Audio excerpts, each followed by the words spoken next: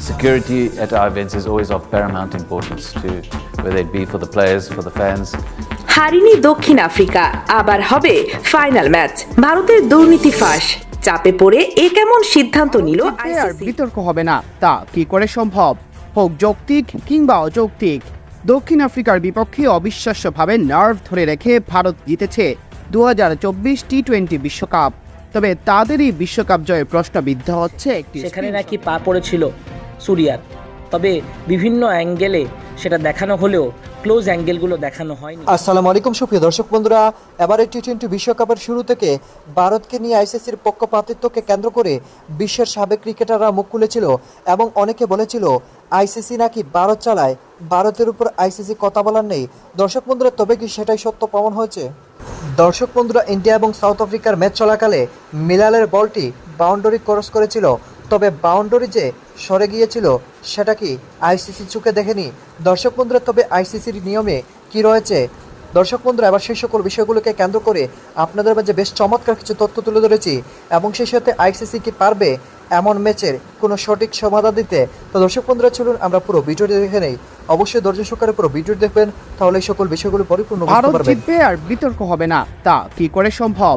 হোক যৌক্তিক কিংবা অযৌক্তিক, দক্ষিণ আফ্রিকার বিপক্ষে অবিশ্বাস্যভাবে নার্ভ ধরে রেখে ভারত জিতেছে 2024 টি-20 বিশ্বকাপ। তবে তাদেরই বিশ্বকাপ জয়ে প্রশ্নবিদ্ধ হচ্ছে একটি স্ক্রিনশটে।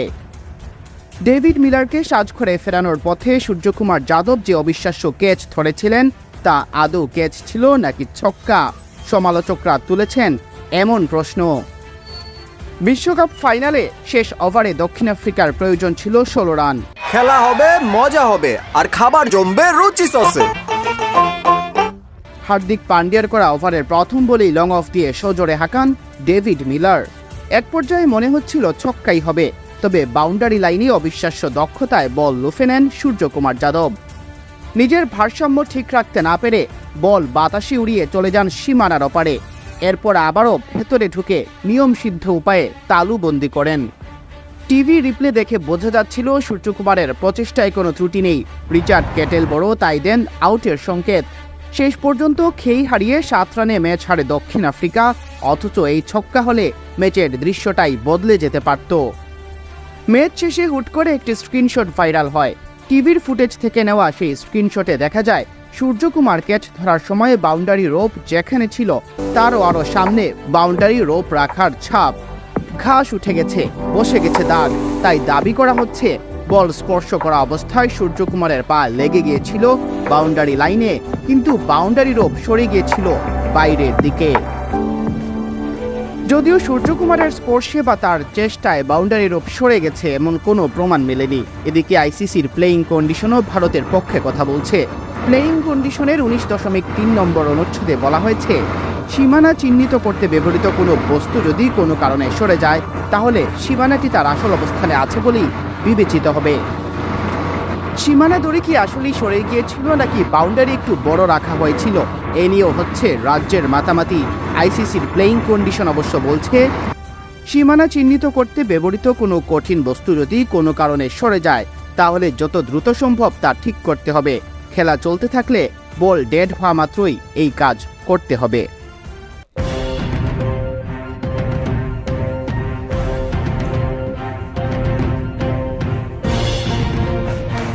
ভারত বিশ্বকাপ জিতে গেছে, তবে কথা রয়ে যাচ্ছে মিলারের সেই ক্যাচটা সত্যি সত্যি কি আউট হয়েছিলেন মিলার?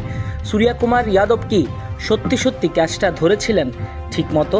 বাউন্ডারির লাইন দেখা যাচ্ছে, সেখানে নাকি পা পড়েছিল সুরিয়ার, তবে বিভিন্ন অ্যাঙ্গেলে সেটা দেখানো হলেও ক্লোজ অ্যাঙ্গেলগুলো দেখানো হয়নি, এমনটাই মন্তব্য করছেন অনেকেই। 6 বলে লাগতো 16 রান।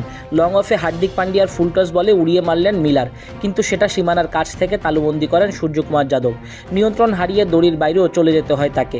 এই সময়টায় শূন্যে বল উঠছিল, পরে সেটি আবার ধরেন সুরিয়া। টিভি রিভিউ দেখে আউট দেন রিচার্ড কেটেলবরো। মিলার আউট হলে পরের 5 বলে আর 8 রান করতে সক্ষম হয়নি দক্ষিণ আফ্রিকা। 11 বছরের শিরোপাখরা কাটিয়ে চ্যাম্পিয়ন হয় টিম ইন্ডিয়া। কিন্তু মিলার যদি আউট না হতেন, তাহলে তো টিম ইন্ডিয়ার দ্বিতীয় শিরোপাটা জেতা হতো না 17 বছর পর। সামাজিক যোগাযোগ মাধ্যমে এই নিয়ে চলছে কানা ঘোষা। দর্শকরাই জুম করে ভিডিওতে দেখাচ্ছেন সূর্যকুমারের পায়ের কাছে কিছু একটা নড়ছে। সেটা কি সীমানা দড়িয়েছিল? অনেকে লিখছেন এটা নিশ্চিত একেবারে বেশি দেখা উচিত ছিল। এমনিই বলছি, বাউন্ডারির দড়ি মনে হচ্ছে সরে গিয়েছিল। আরেকটা প্রশ্ন হলো সীমানা দড়ি সরিয়ে গিয়েছিল কিনা। কয়েকটা ছবি ভাসছে সোশ্যাল মিডিয়া জুড়ে। দেখা যাচ্ছে সূর্যা কুমার যে ক্যাচ ধরেছেন সাদা দাগে চিহ্নিত অংশ ও সীমানা দড়ির মধ্যখান থেকে। সামাজিক যোগাযোগ মাধ্যম টুইটার এক্সে রোহিত শঙ্কর নামে একজন লিখেন, দক্ষিণ আফ্রিকার জন্য দুর্ভাগ্যজনক, দড়িটা মূল সীমানা লাইন থেকে সরে গিয়েছিল। এটাই হলো বিষয়। যদি দড়ি মূল সীমানা লাইন থেকে সরে গিয়ে থাকে সেক্ষেত্রে আইন কি বলে? 19.3.2 অনুচ্ছেদে বলা হয়, সীমানা চিহ্নিত করতে ব্যবহৃত কোনো কঠিন বস্তু যদি কোনো কারণে সরে যায় তাহলে যত দ্রুত সম্ভব সেটা ঠিক করতে হবে। খেলা চলতে থাকলে বল ডেড হওয়া মাত্রই এই কাজ করতে হবে। তাহলে কি মিলারও অন্যায়ের শিকার হয়ে গেল? একটা রহস্য থেকে গেল বিশ্বকাপের পরও। কে জানে, আউট না হলে তো পরের 5 বলে 10 রান নিয়েই ফেলতে পারতেন টি-20-র এই নামজাদা ব্যাটার। কিলার মিলার তো তার নাম এমনিতে হয়নি। Security at our events is always of paramount importance to whether it be for the players, for the fans. হারিনি দক্ষিণ আফ্রিকা, আবার হবে ফাইনাল ম্যাচ। ভারতের দুর্নীতি ফাঁস, চাপে পড়ে এ কেমন সিদ্ধান্ত নিল আইসিসি। কঠিন বিপদে পড়ে গেল ভারত। দর্শক, দক্ষিণ আফ্রিকাকে 7 রানে হারিয়ে টি-20 বিশ্বকাপ জিতেছে ভারত। তবে বিতর্কের সৃষ্টি হয়েছে ডেভিড মিলারের আউট নিয়ে। শেষ ওভারে ডেভিড মিলারের দুর্দান্ত ক্যাচ তালুবন্দী করেন সূর্যকুমার যাদব। তবে এ নিয়ে চলছে বিতর্ক। শেষ ওভারে প্রথমবারের মতো বিশ্বকাপ জিততে 16 রান লাগতো দক্ষিণ আফ্রিকার। হার্দিক পান্ডিয়ার করা ওভারের প্রথম বলে ওয়াইড ফুল টস বলকে লং অফ দিয়ে উড়িয়ে মারেন মিলার। দৌড়ে এসে সীমানার কাছ থেকে দুর্দান্ত ক্যাচ নেন সূর্যকুমার। টিভি রিভিউ দেখে মিলারকে আউট দেন রিচার্ড কেটেলবোরো। এরপর 5 বল থেকে মাত্র 8 রান করতে পেরেছে দক্ষিণ আফ্রিকা।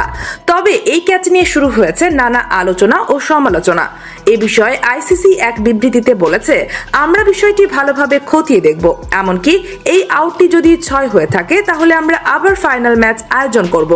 এখন থেকে আর কোনো প্রকার দুর্নীতি ক্রিকেটে চলবে না। তো দর্শক, আইসিসির এমন সিদ্ধান্ত আপনারা কেমন চোখে দেখছেন তা অবশ্যই জানাবেন ভিডিওর কমেন্ট বক্সে। ধন্যবাদ। দর্শক বন্ধুরা, আপনারা হয়তো পুরো ভিডিওটি দেখে এবং সেই সাথে এই সকল বিষয়গুলো জেনে অবশ্যই বুঝতে পেরেছেন অবশেষে টি-20 বিশ্বকাপে এই ম্যাচের এই মুহূর্তটি যেন এখনও কলঙ্কিত রয়েছে। কারণ ইজি বাউন্ডারি সরে গিয়েছে, এটা স্পষ্ট দেখা যাচ্ছে। তবে আইসিসি কি এটা দেখতে পারবে এবং সেই সাথে ভারত এবং সাউথ আফ্রিকার ম্যাচ নিয়ে আইসিসি কোনো সঠিক সিদ্ধান্ত দিতে পারবে? দর্শক বন্ধুরা, আপনারা এই পুরো ভিডিওটি দেখে এবং সেই সাথে এই সকল বিষয়গুলো জেনে আপনারা কি বুঝতে পেরেছেন?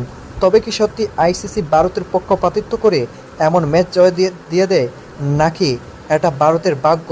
তো দর্শক বন্ধুরা, আপনারা পুরো ভিডিওটি দেখে এবং সেই সাথে আইসিসির এর নিয়ম সকল জানে আপনারা কি বুঝতে পেরেছেন? তবে কি আবারও ম্যাচ হতে পারে? অবশ্যই কমেন্ট করে জানিয়ে দিবেন। তো দর্শক বন্ধুরা, ভালো থাকুন, সুস্থ থাকুন। আল্লাহ হাফিজ। আসসালামু আলাইকুম ওয়া রাহমাতুল্লাহি ওয়া বারাকাতুহু।